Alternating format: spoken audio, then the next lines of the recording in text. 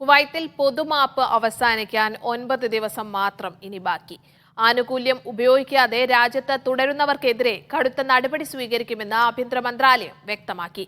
പെരുന്നാൾ അവധി വരുന്നതിനാൽ ജൂൺ 13-നകം തന്നെ പൊതുമാപ്പ് ഉപയോഗപ്പെടുത്തുന്ന ഇന്ത്യക്കാർ ആവശ്യമായ നടപടികൾ സ്വീകരിക്കണമെന്ന് ഇന്ത്യൻ എംബസി അധികൃതർ അറിയിച്ചു. കുവൈത്തിൽ പൊതുമാപ്പ് അവസാനിക്കാൻ 9 ദിവസം മാത്രം ബാക്കി നിൽക്കെ 35,000 പേർ പൊതുമാപ്പ് പ്രയോജനപ്പെടുത്തിയതായി അധികൃതർ അറിയിച്ചു. മാർച്ച് 17 മുതൽ ആരംഭിച്ച 3 മാസത്തെ സമയപരിധി ജൂൺ 17-ന് അവസാനിക്കും. രാജ്യത്ത് താമസിക്കുന്ന താമസ നിയമലംഘകർക്ക് ശിക്ഷ കൂടാതെ രാജ്യം വിടാനോ ഫൈൻ അടച്ച് താമസം നിയമവിധേയമാക്കാനോ അവസരമൊരുക്കിയാണ് പൊതുമാപ്പ് പ്രഖ്യാപിച്ചത്. സാധുതയുള്ള രേഖകൾ കൈവശമുള്ളവർ നേരിട്ട് റെസിഡൻസ് വകുപ്പിനെ സമീപിച്ച് നടപടികൾ പൂർത്തിയാക്കണം. രേഖകളില്ലാത്തവർ അതത് രാജ്യത്തെ എംബസികളിൽ നിന്ന് ഔട്ട്പാസ് ശേഖരിച്ച് റെസിഡൻസ് വകുപ്പിൽ എത്തിക്കണം.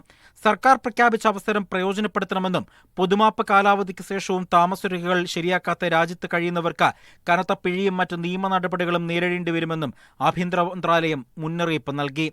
ഇത്തരക്കാർക്ക് രാജ്യത്തേക്ക് പ്രവേശിക്കുന്നതിന് ആജീവനാനന്ത വിലക്ക് ഏർപ്പെടുത്തും.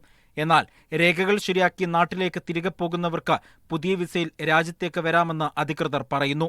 സാമ്പത്തിക കേസുകളിൽപ്പെട്ട് യാത്രാവിലക്ക് നേരിടുന്നവർക്ക് കേസിൽ തീർപ്പുണ്ടാക്കുകയും നോ ഒബ്ജക്ഷൻ നേടുകയും സർട്ടിഫിക്കറ്റ് നേടുകയും ചെയ്താൽ മാത്രമേ പൊതുമാപ്പ് പ്രയോജനപ്പെടുത്താനാകൂ. നേരത്തെ പൊതുമാപ്പ് കാലാവധി നീട്ടില്ലെന്ന് അധികൃതർ വ്യക്തമാക്കിയിരുന്നു. രാജ്യത്ത് നിലവിൽ 1 ലക്ഷത്തിലേറെ അനധികൃത താമസക്കാർ ഉണ്ടായെന്നാണ് കണക്ക്. പൊതുമാപ്പ് കാലയളവ് ജൂൺ 17-ന് അവസാനിക്കുന്നതോടെ താമസലംഘകർക്കെതിരെ കർശന പരിശോധന ക്യാമ്പയിൻ ആരംഭിക്കുമെന്ന് അധികൃതർ മുന്നറിയിപ്പ് നൽകി. Media 1 Kuwait.